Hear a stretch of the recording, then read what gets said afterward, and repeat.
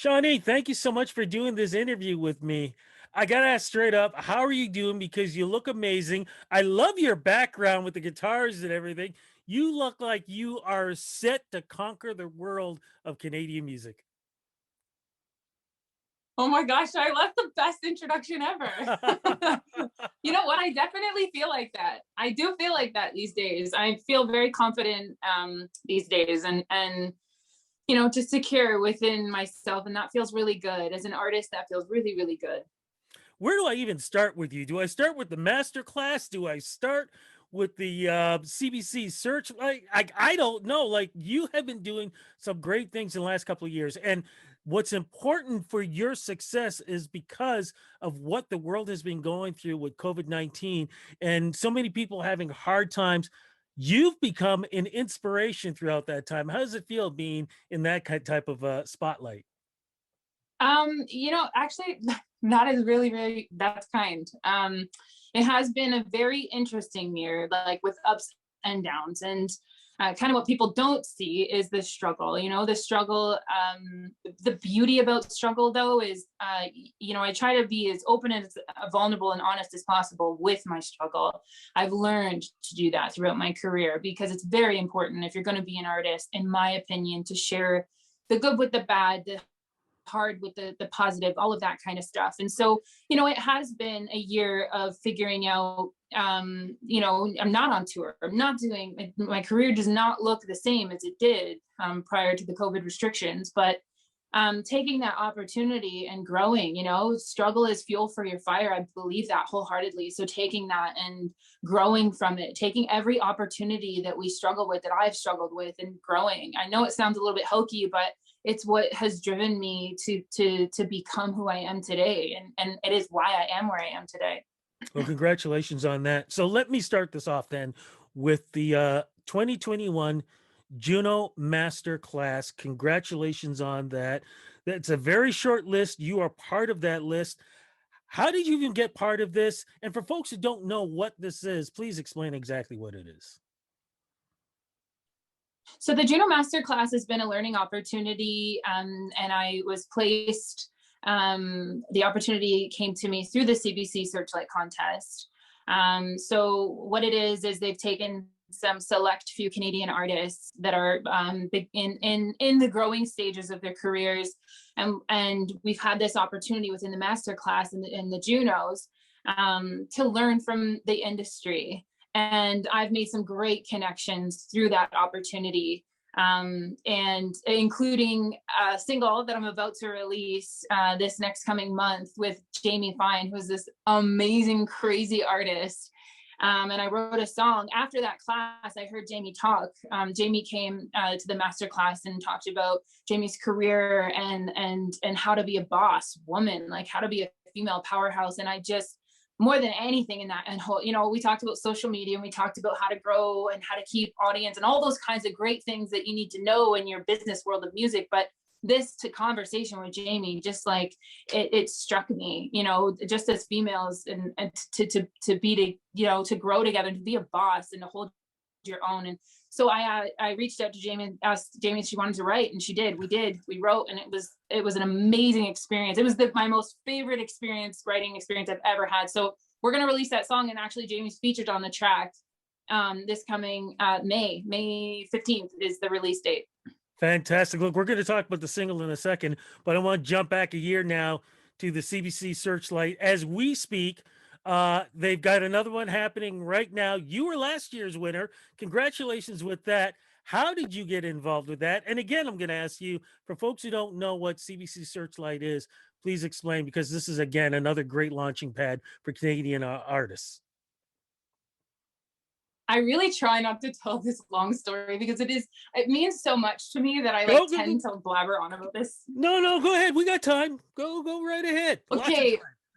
I'll try to make it really quick, but honestly, the whole experience, like, it was this genuine experience of, I wrote this song, and it was never meant to be released. I just sort of, I wrote the track, and I was sick when I went into studio. I was so sick, but we had commitments, and we had to get this song tracked that day. So I went in, I recorded, and I was like, wow, that will never see the light of day. I'm like, but we did it. We did it. We fulfilled the commitment. And that's great. So my partner actually heard the song, and the Searchlight contest came around, and she had said, why don't you submit this song, Building a Wall? And I was like, I'm awkward. I don't win anything. I don't ever, it's good. I fear in the way, fear. And she's like, no, I'm going to do it for you. And so we submitted Building a Wall. She really did. And then the contest went, and I was actually in the States somewhere, and I was doing a meet and greet. I was sitting at dinner with a couple individuals who were at the show I just did, and the phone kept ringing, and I was like, I don't want to be rude, but I want to make sure everything's okay. So I answered the phone with CBC, which they recorded the conversation, and I didn't realize at the time. But they were like, you're our winner. And I was like, the winner of what? And they're like, Searchlight, like, you're our winner, and you're our first Indigenous winner ever. And I was like, the conversation is hilarious. It's like, are you sure? Are you sure? Like, anyways, and the irony, I know, right? The irony behind it all is that the song is called Building a Wall, and it's about building up walls around you to protect yourself.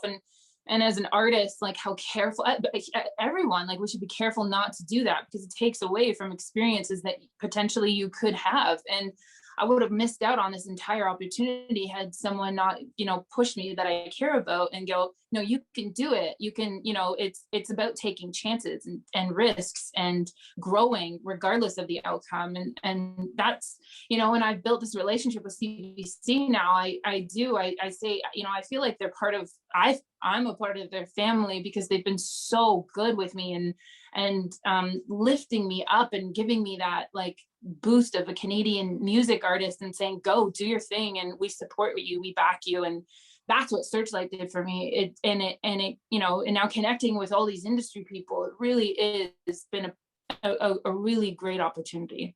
When I go to the style of music that I've heard from you, you have no category. I can put you in rock, I can put you in pop, I can put you in folk, I can put you in soul, I can put you in blues. I can put you in so many categories if I needed to. Why and how did you expand so much in music? Growing up in Edmonton, where did that come from? I actually grew up in Niagara, and then I moved to Toronto for many years. And then I met my partner. I came out here to Alberta and Edmonton, and I've been here the past year and a half.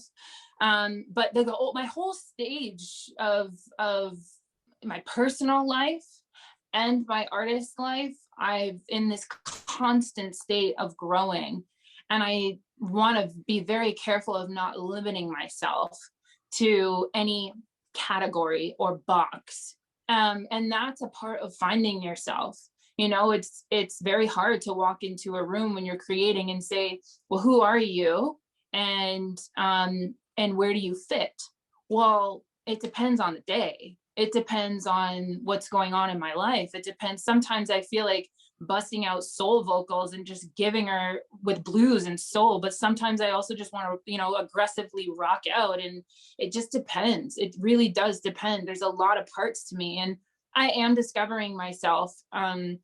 But this past year really has been a wickedly strong growth year, in that I'm looking up to females vocally, like Etta James and Nina Simone and like Whitney Houston, and growing from just being a part of like female powerhouse artists, and letting that sort of just speak to me. And this new music is, I've never felt more comfortable vocally and artistically expressing myself, and singing this music live is just, it really feels like home. It feels like home to me. And it's very much like soul blues, I think.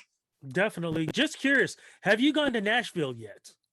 In writing, or, blending No. minds down there yet? Because me personally, I think Nashville would be the perfect place for you to head to sooner or later. Oh yeah. Oh yeah, absolutely. As soon as I can, I definitely, that's definitely on the list of things to do, is going right there. Let's talk a little bit about then when this pandemic hit, because we are going to be talking about new music. How did it affect you, of course, in a negative way to your career?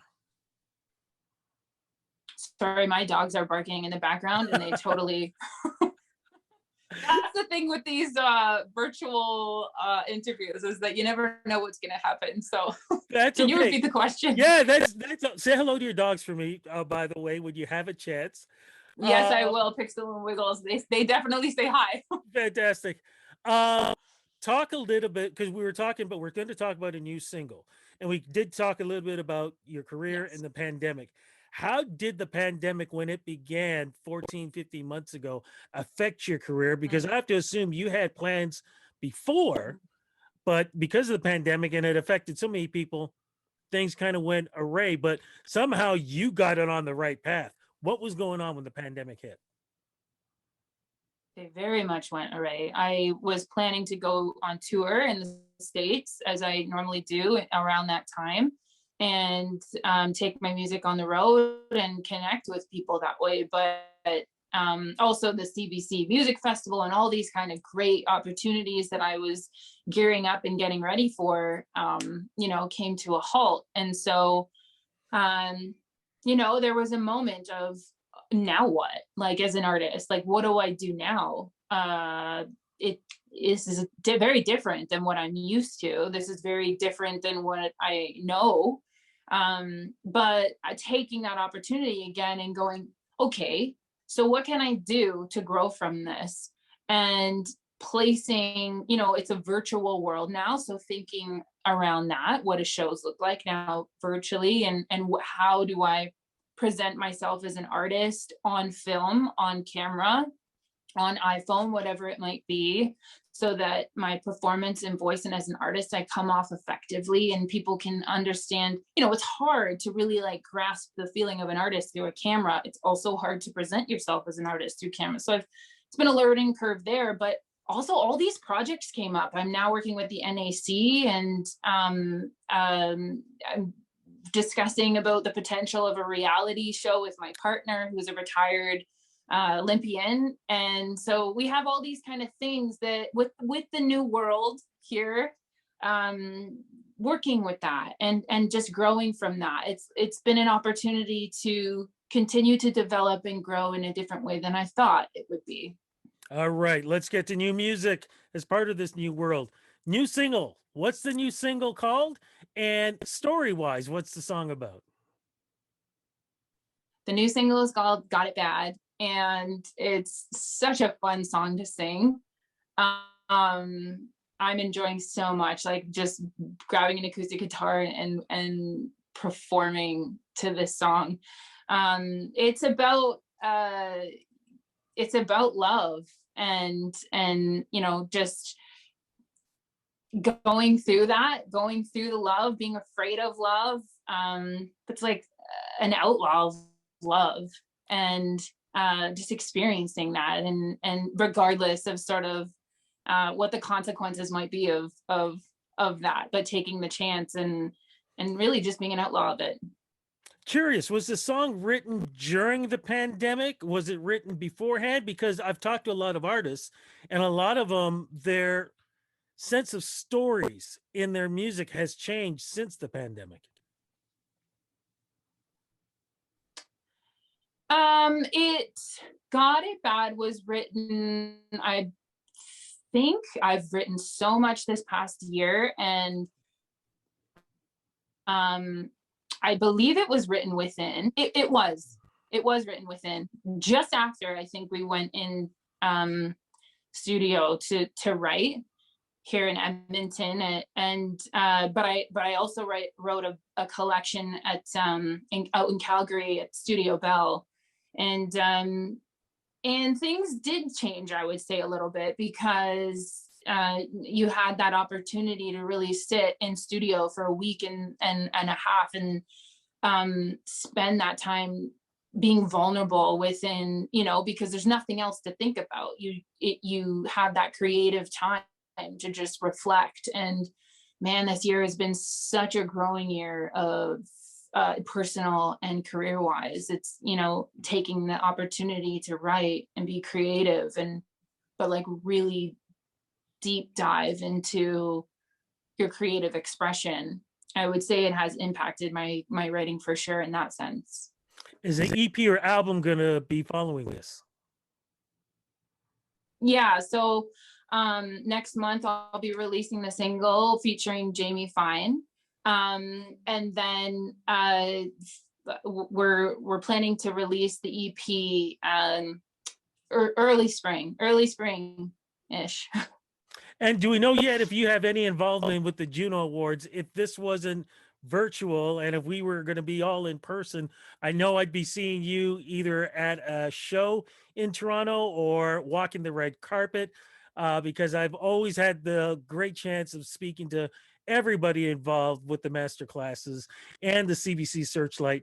Any chance that you're going to have some kind of involvement, even though it may be virtual? I'm not sure. We do have a great relationship, and we're discussing a specific project coming up. But I'm not sure. I think we're all kind of just sort of figuring out what it looks like at this point. But I know that they like our personal connection with who they are behind the scenes at the Junos. I really do, you know, they've been so supportive, and I appreciate that so much. I'm not sure what the future looks like with us, but I do anticipate that we'll have a connection and continue building on that. Are we going to be connecting with you throughout the summer? Any virtual performances, or maybe even drive-in shows or anything like that? Virtual shows? Sorry, you cut out there. Are you asking about virtual shows Any in the chance future? any chance we're gonna have any virtual shows happening with you? Yeah. Oh yeah, there's tons. There's lots of stuff happening. Documentary style shows. There's collaborations happening with some products that feature, I know I'm being pretty vague, but it's not all out yet. So, but there's lots of stuff happening that's in collaborations that will be in the spring, summer, roll out throughout the rest of the year, and tons of performances. There's talk about an artist that I've looked up to since I was 5 years old. And hopefully we can do the performance live later in the year, but we're still discussing what that looks like. But it's like the show of a lifetime for me, opening for this specific artist. So lots and lots and lots of stuff happening that will sort of come to in the next couple of months. Okay, for us to know that, social media, the place to go. Where do we go to follow you on social media? Shawnee Kish, pretty much everywhere. ShawneeKish.com, and then all the links are there. Instagram, Shawnee Kish. And I guess Snapchat is coming back. So Jen and I are actually talking about opening up a Snapchat together and doing like a little bit of a project. I keep hearing the Snapchat is coming back. So potentially we're gonna sort of do like a couples thing there. So you have to look out for that too. But that'll be posted on my website at ShawneeKish.com. Fantastic. Shawnee, thank you so much for this interview. Congratulations on the success that you've had and having. Congratulations on this new single. Hopefully we'll be able to talk either during the Junos again, or we can talk when your new EP is out. Either way, you got to promise me before 2021 is over, you and I are going to talk again, and cross fingers, it could be in person. You bet. Looking forward to it. Thank you again.